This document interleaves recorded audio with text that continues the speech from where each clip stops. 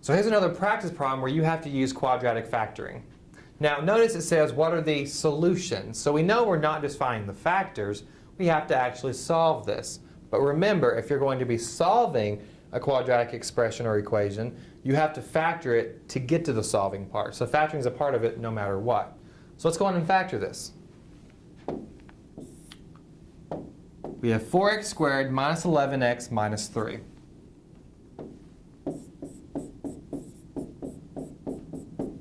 Now your first step, again, is to multiply the front and the back. So you should say, what is 4 times negative 3? There's a minus sign there for a reason. So what is 4 times negative 3? Negative 12. Next step, ask yourself, what two numbers can I multiply to get negative 12?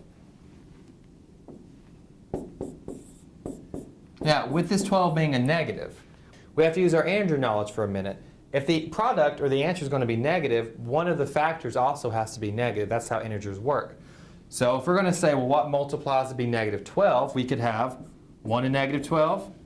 We could have negative 1 and 12.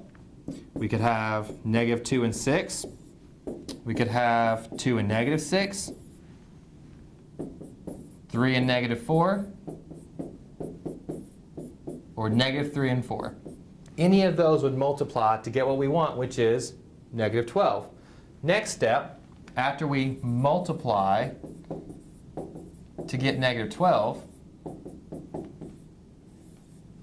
we have to add to get the middle, which in this case is negative 11. So looking at all these sets of factors, 1 and negative 12, negative 1 and 12, which of those can we add together to get the negative 11? Just so happens it's the first one that I wrote. What's 1 plus negative 12? We have $1. We're taking $12 out. We now owe the bank $11. Therefore, those added together give us negative 11. So these are the two special numbers we need to pay attention to. Now that we know what two numbers we can add together to get that negative 11, we need to break that negative 11 apart into those two numbers. Now our next step is to draw our fancy box.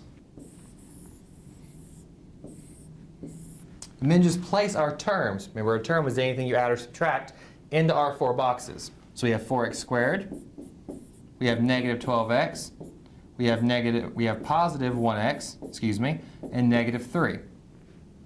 Next step, what number goes evenly into both 4 and 1? Well, nothing goes into 1 except itself, so therefore we're only left with 1. Then you ask yourself, what number can we divide both negative 12 and negative 3 by? They both can be divided by 3. Again, we have to ask ourselves, are these going to be positive or negative numbers? And how do we know that? You look at the box right next to it. What's right next to 1? The positive 4. That box is positive, that 1's going to be positive. What box is right next to 3? Negative 12. So therefore, that 3 is going to be negative. Next, let's pull our variables out. We have an x squared here and an x there. Which is the smallest? Remember, when you're pulling out variables, you look for the smallest variable. In this case, it is just simply x. Looking at negative 12x and negative 3. Negative 3 doesn't have a variable with it at all. If it doesn't have a variable, we can't pull a variable out, so therefore we can't pull out anything. We just leave it negative 3. So now we have to go the other direction. So let's go to the left. Again, we have to ask ourselves the same questions we asked before. What is the biggest number we can divide both 4 and negative 12 by? Just so happens to be 4. Then we have to ask ourselves, what is the biggest number we can divide both 1 and negative 3 by? Again, 1 can only be divided by itself. Therefore, the biggest number we can pull out is 1. Now let's take care of the variables. Looking at x squared and x, going this way. Which one's smaller? The x. So therefore, I'm going to pull out the x to go right there. Looking at positive 1x and negative 3, which one has the smallest variable? Well, having nothing is the smallest, so therefore we pull out nothing. So we're left with just 1x minus 3 and 4x and 1.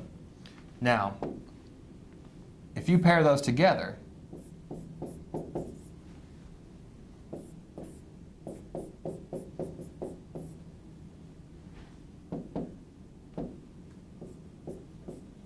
and again, that 1's understood to be there. We don't have to have it. So if you pair those two together, x minus 3 and 4x and 1, you get the two factors that multiply together to become this right here. But they didn't ask us for the factors, they asked us for the solutions. So in order to solve this, we set both equal to 0. And why? Because the equation starts off being equal to 0. So we have x minus 3 is equal to 0. And we have 4x plus 1 is equal to 0. Opposite of minus 3 is plus 3.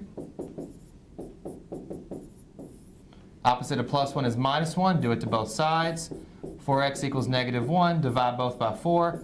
You're left with x is equal to negative 1/4.